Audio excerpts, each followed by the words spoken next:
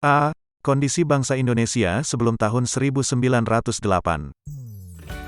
Suatu bangsa tidak akan berubah manakala bangsa tersebut tidak mau mengubah dirinya sendiri. Bangsa Indonesia tidak mungkin menjadi bangsa yang bebas merdeka seperti yang kalian rasakan saat ini apabila tidak ada usaha untuk bangkit dan melepaskan diri dari penjajahan. Kesadaran bangsa Indonesia untuk bangkit tumbuh seiring lahirnya generasi muda terdidik dan peduli terhadap kemerdekaan Indonesia. Penjajah Belanda dapat menguasai bangsa Indonesia dalam waktu yang lama karena bangsa Indonesia mudah dipecah belah dan perjuangan yang dilakukan bangsa Indonesia masih bersifat kedaerahan. Budi Utomo sebagai organisasi nasional pertama meletakkan semangat kebangkitan nasional bagi perjuangan bangsa Indonesia dalam meraih kemerdekaan. Begitu pentingnya kita memahami dan meneruskan nilai kebangkitan nasional tahun 1908. Dalam bab ini kalian akan mempelajari dan membangun semangat kebangkitan nasional tahun 1908.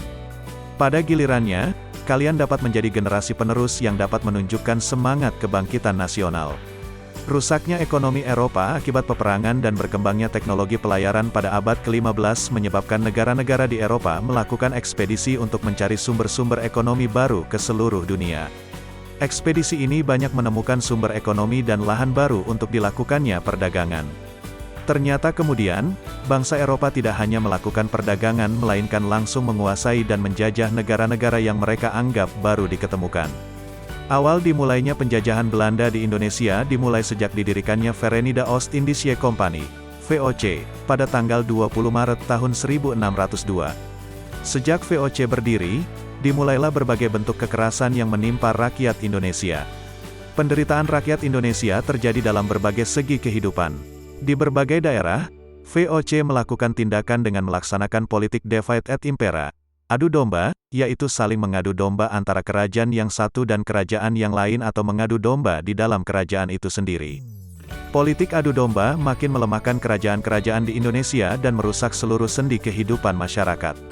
Bangsa Indonesia makin menderita ketika Daendels, 1808 hingga 1811, berkuasa. Upaya kerja paksa atau Rodi guna membangun jalan sepanjang Pulau Jawa, Anyer Panarukan, untuk kepentingan militer, membuat rakyat makin menderita. Penderitaan berlanjut karena Belanda kemudian menerapkan kultur stelsel atau tanam paksa. Peraturan tanam paksa diterapkan oleh Gubernur Jenderal Hindia Belanda Van den Bosch tahun 1828.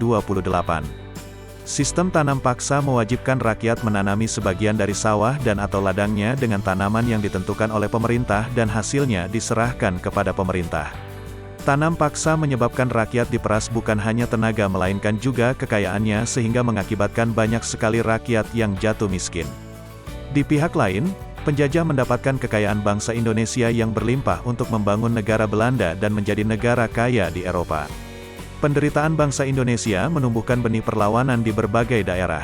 Perjuangan melawan penjajah dipimpin ulama atau kaum bangsawan. Sultan Hasanuddin di Sulawesi Selatan, Sultan Ageng Tirtayasa di Banten, Tuanku Imam Bonjol di Sumatera Barat, Pangeran Diponegoro di Jawa Tengah, memimpin perjuangan rakyat melawan penjajah.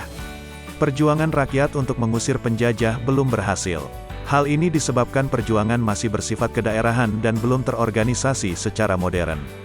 Penderitaan yang dialami bangsa Indonesia menyadarkan beberapa orang Belanda yang tinggal atau pernah tinggal di Indonesia.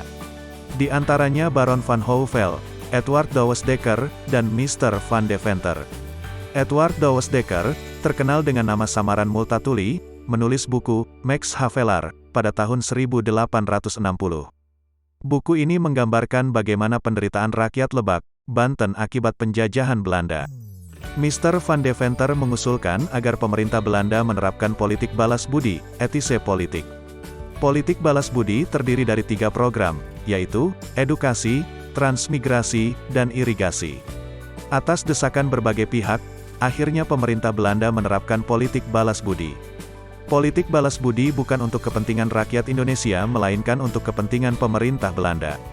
Contoh, irigasi dibangun untuk kepentingan pengairan perkebunan milik Belanda.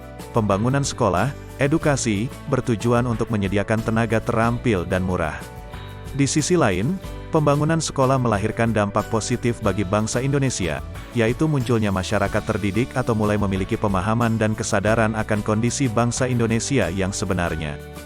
Bangsa Indonesia saat itu kondisinya bodoh, keterbelakang, dan kemiskinan merajalela. Mereka yang mengenyam pendidikan dan sadar akan nasib bangsanya selanjutnya menjadi tokoh-tokoh kebangkitan nasional.